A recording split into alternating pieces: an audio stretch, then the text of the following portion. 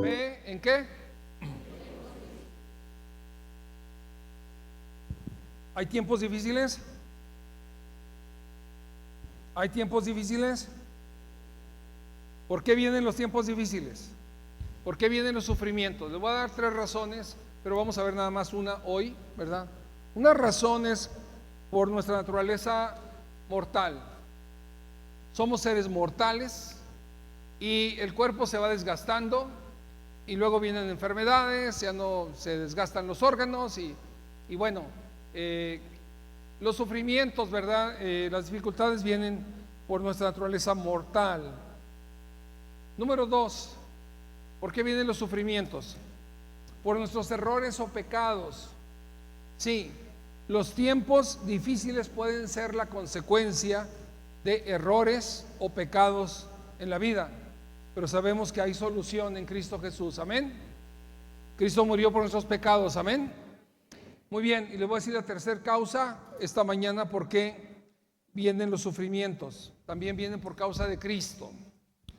Sí, también pueden venir situaciones difíciles por seguir a Cristo y sus enseñanzas.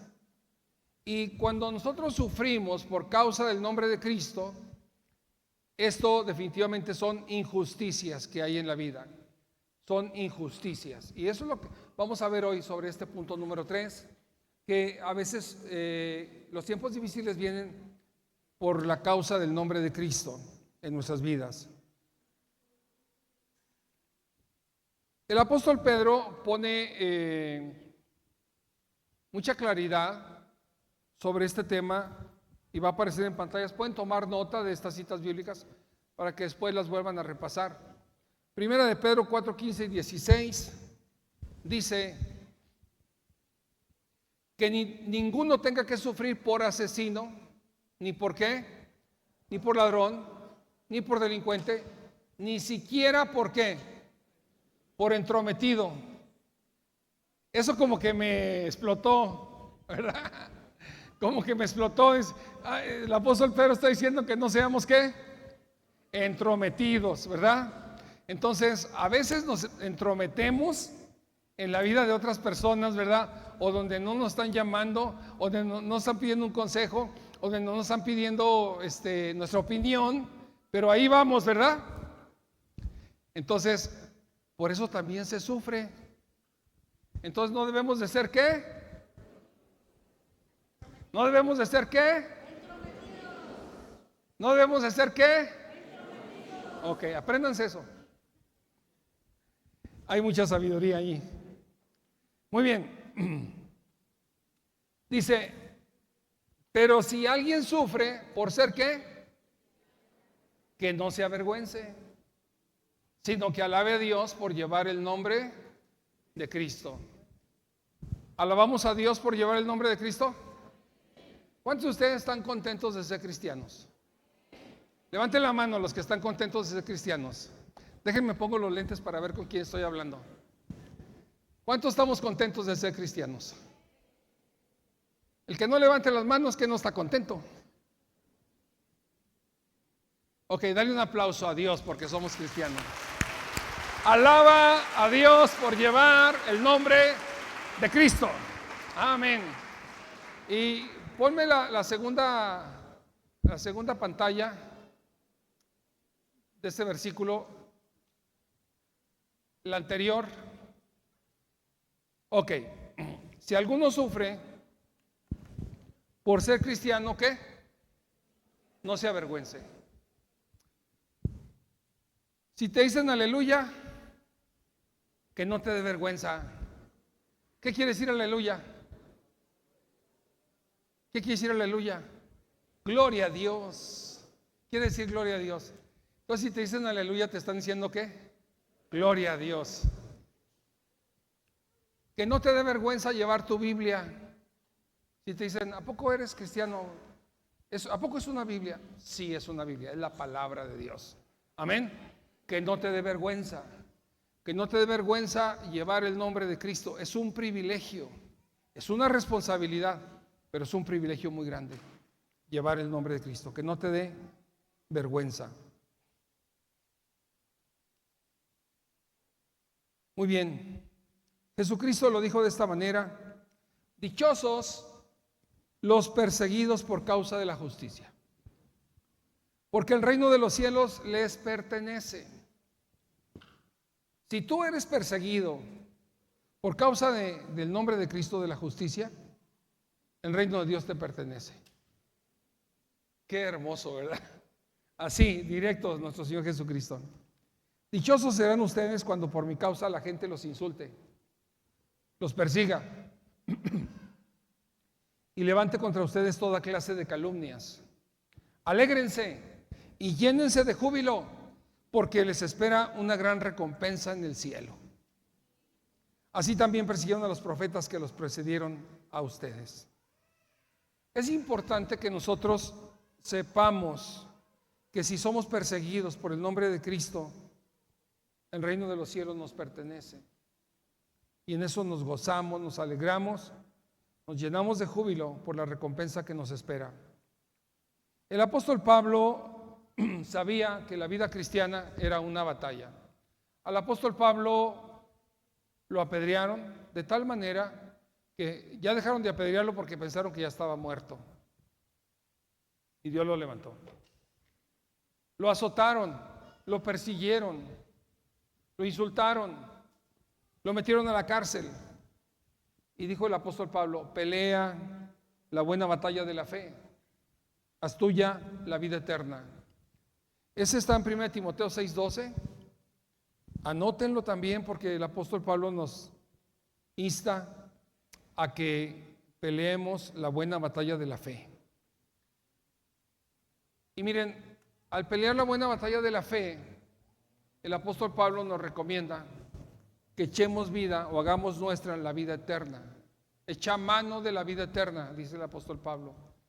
Cuando tú estás en enfermedad, tienes que echar mano de la vida eterna y decir: Señor, si tú me quieres llevar en esta enfermedad, pero yo sé que voy contigo por la eternidad. Amén. Eso es echar mano de la vida eterna. Si tú estás en un problema, una dificultad, algo grave, echa mano de la vida eterna y di: pero yo sé que voy a estar contigo, Señor. Eso es importante. En la fe de un cristiano, lo que nos va a consolar, lo que nos va a fortalecer, es echar mano de la vida eterna. Apréndetelo. Echa mano de la vida eterna. Cuando el enemigo te ataque, cuando haya dificultades, tú di: pero yo tengo un lugar. Mi Señor Jesucristo me fue a preparar una casa en el reino de mi Padre, porque en el reino de mi Padre hay muchas casas que Él nos ha ido a preparar. Amén. Amén. Fe en tiempos difíciles. Vamos a ver el tema, vamos a ver 4 causas de los tiempos difíciles en los cuales tenemos que tener fe, pero hoy vamos a ver una, y esa es en las injusticias. Fe en tiempos difíciles causadas por las injusticias. Pregunta: ¿alguno de tus seres queridos, familiares o amigos han hablado mal de ti? No levantes la mano, porque yo creo que todos. ¿Alguno de tus seres queridos, familiares, amigos, han hablado mal de ti? ¿Te han evitado algunas veces? No dije te han invitado, te han evitado algunas veces. ¿Te tienen envidia? ¿Te han hecho menos? ¿No te han mostrado amor? ¿Te han despojado? ¿Te han echado en un pozo? Qué difícil es cuando un ser querido, un amigo, un familiar te hace daño, te ofende.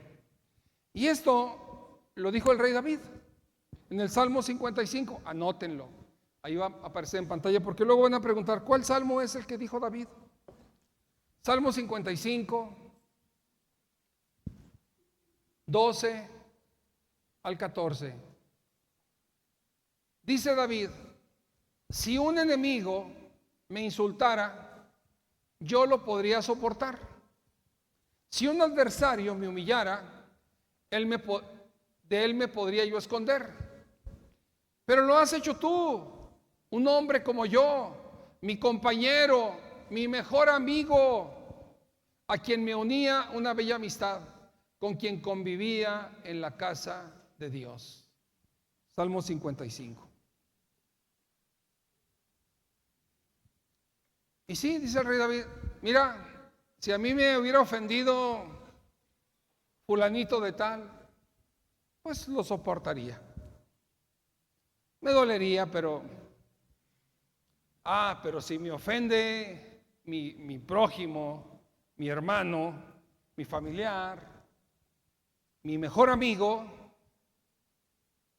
las personas con las que convivo, si me hicieran daño, ahí sí, ¿cómo le hago? Porque esos sentimientos son muy fuertes. Y de eso vamos a hablar cuando hay injusticias. A José, el hijo de Jacob, de Israel, le pasó eso. José,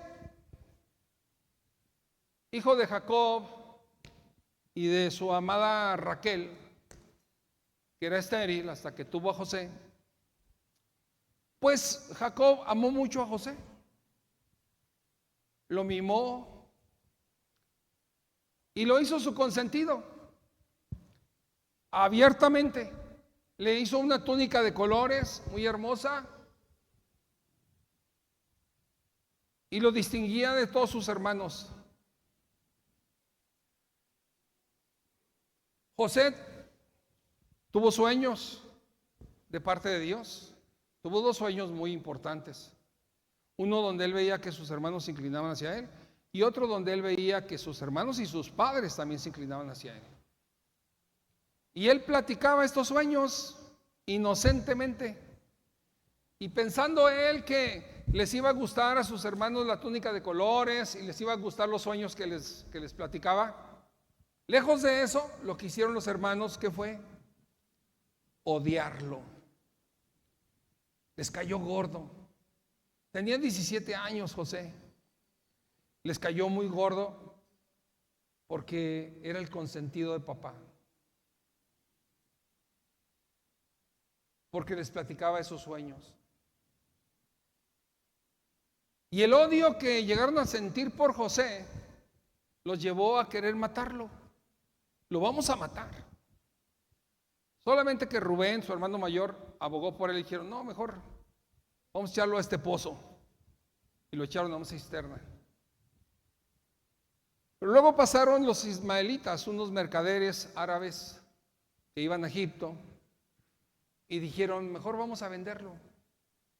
Y lo vendieron por 20 piezas de plata, como esclavo. Siendo el consentido de papá, vino a ser el esclavo de los egipcios. Eso duele. ¿Cómo crees que se sintió José? Él era un jovencito, tenía 17 años.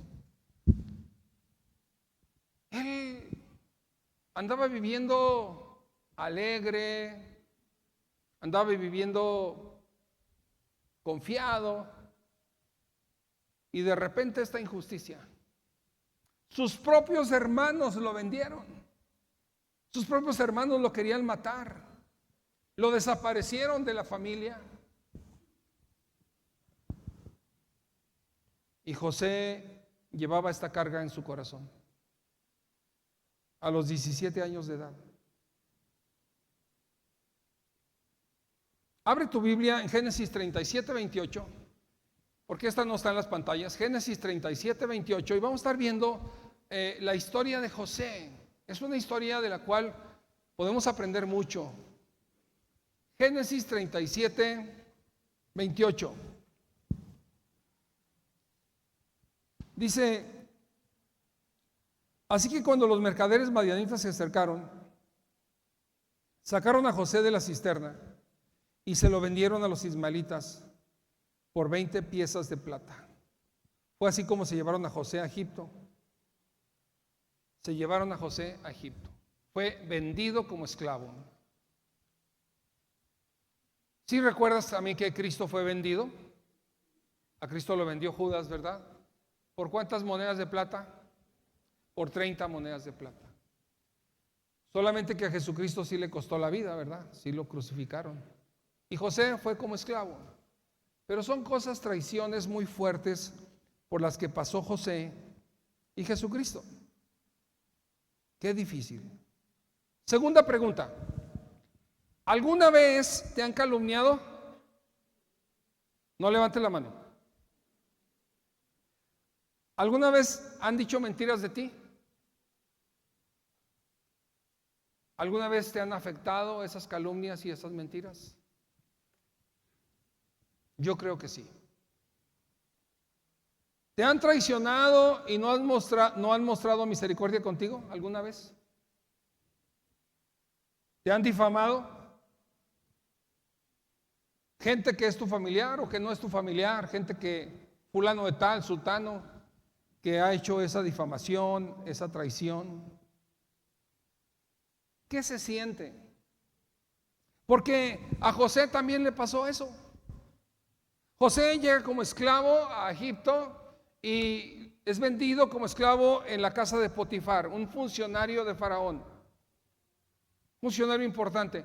Y Dios le da gracia a José, y Dios estaba siempre con José, y hace prosperar la casa de Potifar, y Potifar le confía toda la administración de la casa, todos sus negocios.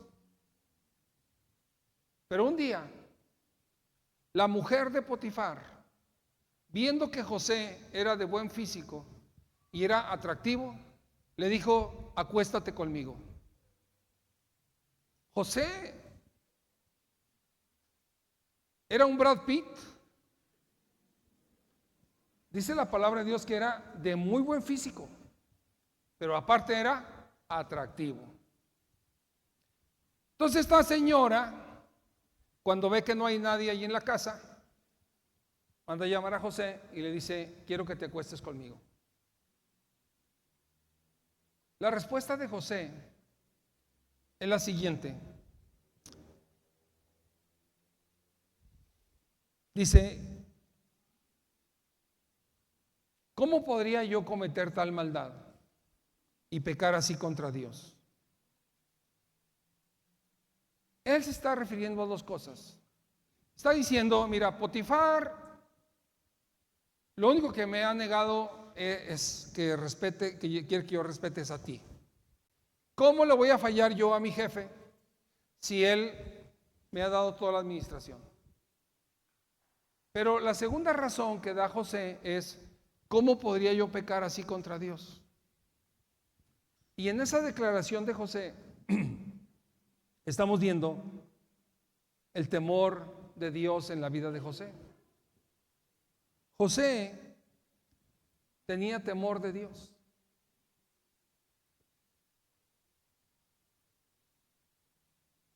Aquí este tema es un tema muy actual porque está hablando de fornicación, está hablando de adulterio.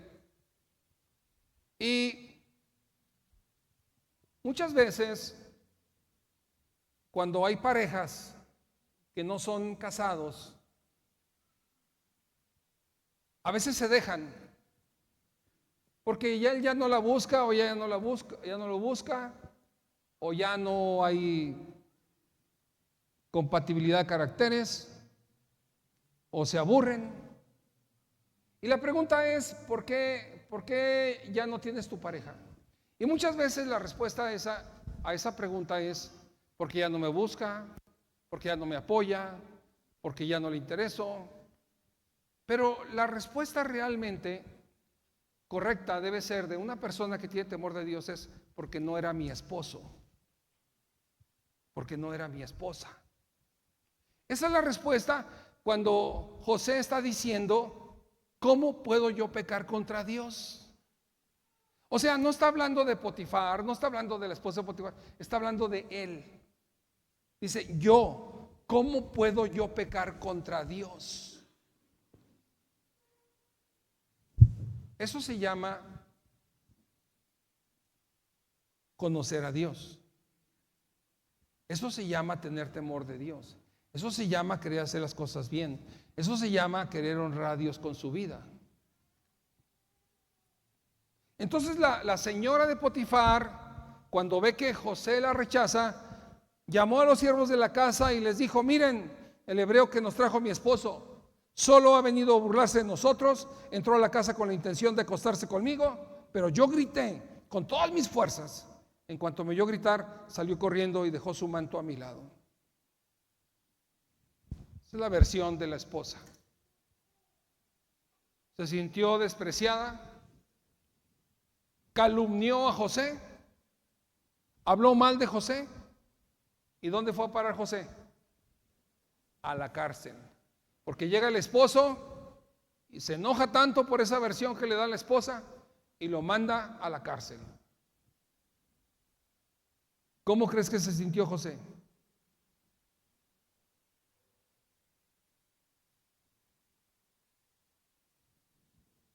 ¿Cómo crees que se sintió José?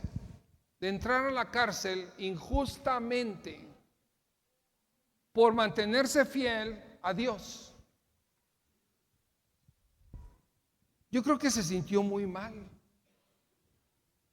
Primero lo vendieron los hermanos y ahora lo meten a la cárcel. Y yo creo que dijo: ya no más falta que un perro me muerda.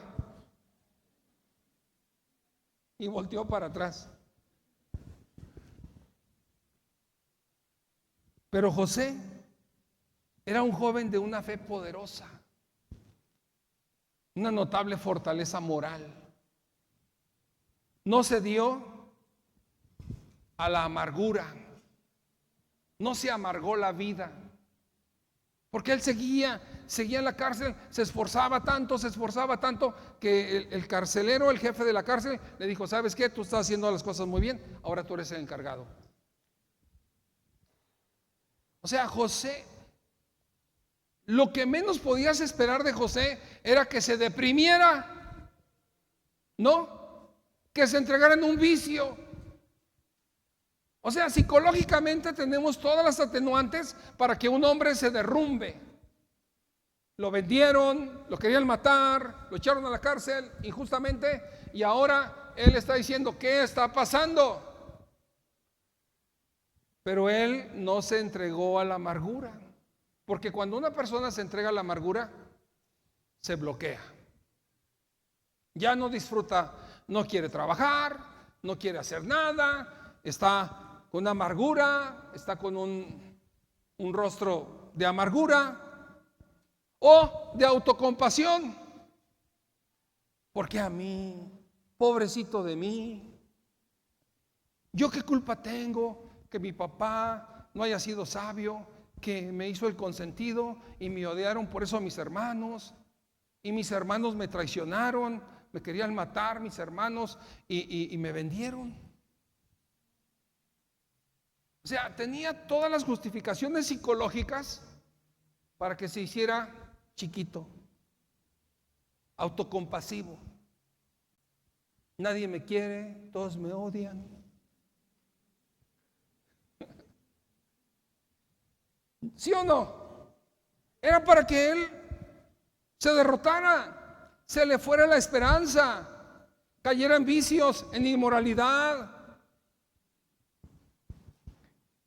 Pero él venció todas esas dificultades con valeroso sentido de responsabilidad, trabajo, elevados valores morales.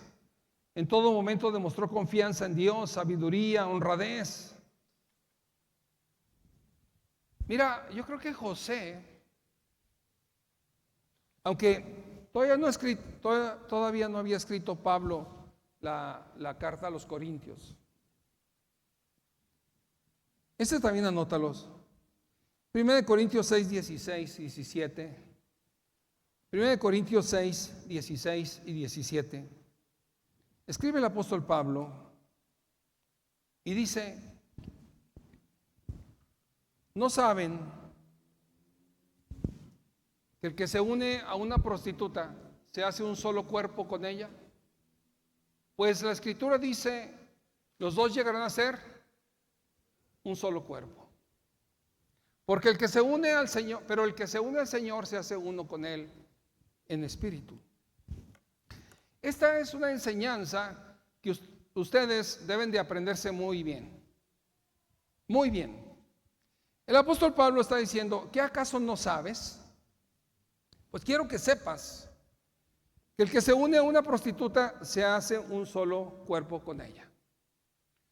Cuando una persona se une a una prostituta, ¿se hace qué? Un prostituto. ¿Sí o no? Es lo que dice la palabra. Se hace uno con ella. El hecho de que alguien tenga relaciones con alguien que no es su esposa es muy peligroso. Primero es adulterio, es una ofensa muy grande a Dios. O fornicación, es algo malo delante. Bueno, ¿cómo definimos la fornicación? La fornicación es tener relaciones antes del matrimonio y el adulterio es tener relaciones cuando ya estás casado con otra persona. Cuando encontraron a la mujer en el mismo acto de adulterio, ¿a quién iban a apedrear? A la mujer. ¿Y dónde está el hombre? En la historia de los fariseos que querían apedrear a la mujer. ¿Qué acaso el hombre no estaba también en adulterio? ¿Ven? O sea, los dos.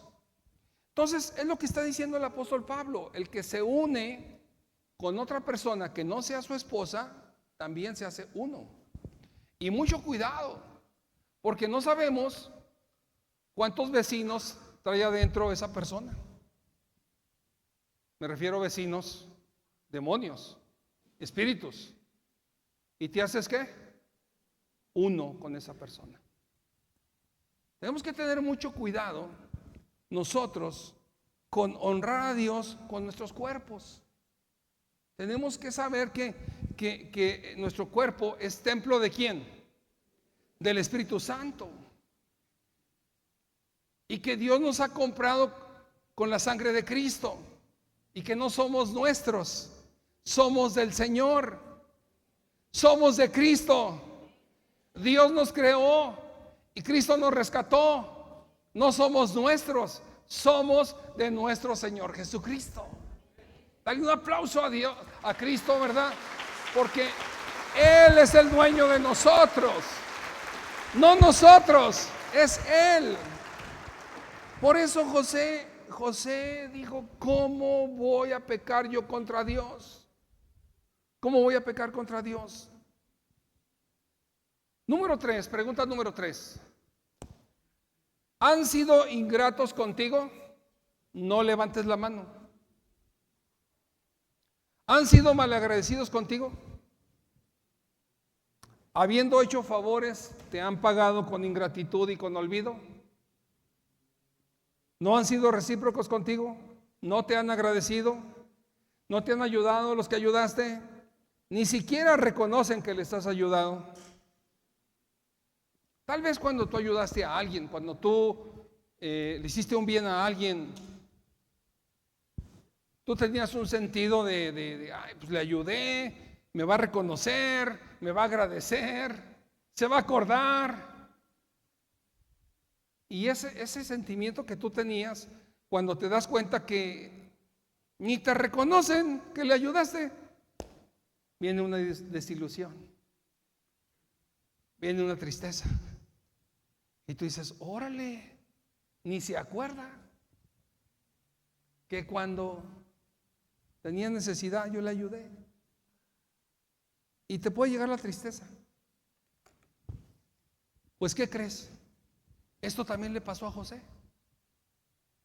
José, cuando estaba en la cárcel, llegaron allí a la cárcel también el copero y el panadero del rey.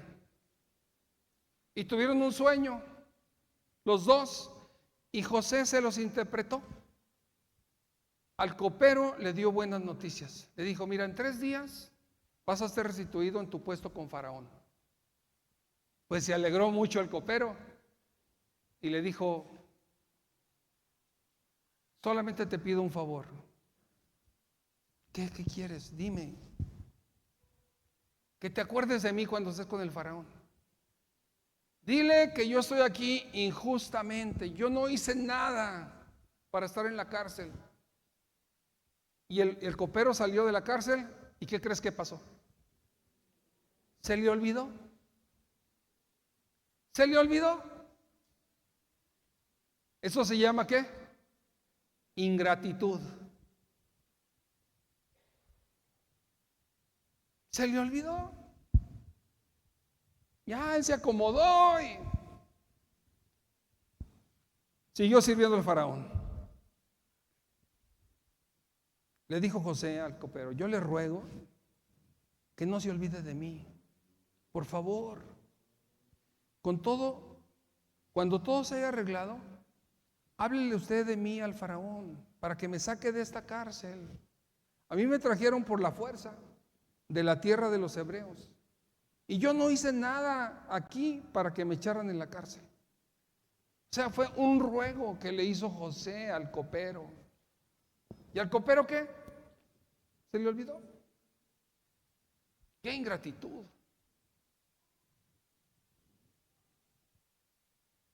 Así es la vida, ¿verdad? Hay injusticias en la vida.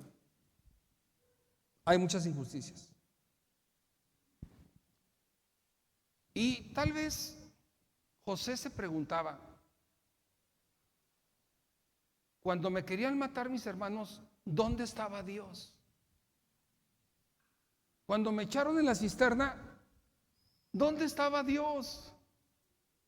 Cuando me vendieron como esclavo, ¿dónde estaba Dios? Cuando me calumnió la mujer de Potifar, ¿dónde estaba mi Dios? Cuando el copero no se acordó, ¿dónde estaba Dios? Y muchas veces podemos ser tentados a pensar igual nosotros. ¿Dónde estaba Dios cuando he estado sufriendo? ¿O dónde está Dios en esta situación que estoy viviendo? Pero ¿sabes qué? Quiero decirte que Dios estaba en control de todo lo que estaba pasando. Cuando estaban vendiendo a José, ahí estaba Dios. Cuando la esposa de Potifar lo tentó, ahí estaba Dios. Cuando interpretó el sueño al copero, ahí estaba Dios. Y quiero decirte algo muy importante. Las veces que tú has llorado desconsoladamente o que te has afligido, te has angustiado, Dios ha estado allí contigo. Ahí ha estado contigo. Es más, está contigo. Si estás pasando por una situación muy difícil de traición, de odio, que te han afectado, te están afectando, Dios está contigo. Porque fíjate lo que pasó. Faraón tuvo un sueño y lo inquietó mucho y dijo: tráiganme a todos los adivinos de aquí de Egipto, todos los magos, a ver que me lo interpreten. Nadie se lo pudo interpretar. Y fue entonces cuando el copero se acordó y dijo: ay, Faraón, allá en la cárcel hay un joven hebreo que me interpretó a mí mi sueño y estoy aquí con usted. Él se lo va a interpretar. ¿Qué dijo Faraón? Tráiganme a José, báñenlo, perfúmenlo y tráiganmelo, para que no huela tanto. Llega José y le dice: ¿con que tú interpretas sueños? Le dice: yo no, mi Dios te va a interpretar tu sueño. Le da la gloria a Dios. Este no es un comentario de un hombre que esté amargado, que esté deprimido, que esté entristecido, que esté apocado. No, él dice: no, mi Dios, o sea, sigo creyendo en Dios. Mi Dios te va a interpretar el sueño, dímelo. Y se lo dice y se lo interpreta. Le dice: mira, esas 7 vacas gordas que soñaste son 7 años de abundancia que vienen. Y esas 7 vacas flacas que soñaste, que se comían a las vacas gordas y quedaban igual de flacas, son 7 años de escasez.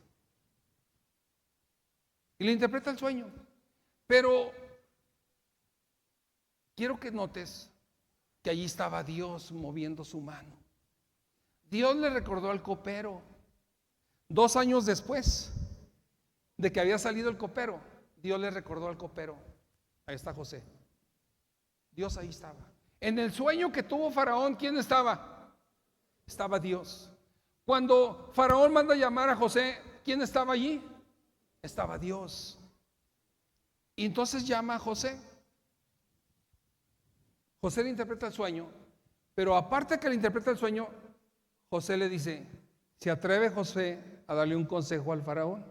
Le dice, por lo tanto, le aconsejo que se haga de un hombre responsable y sabio para que administre toda la abundancia y todos los años de escasez.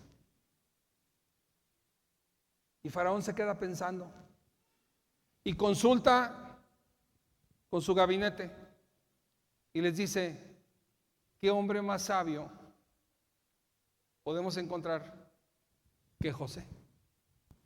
Y le dice a José, tú vas a ser ese hombre. En todo el reino nadie va a ser mayor que tú, solamente yo.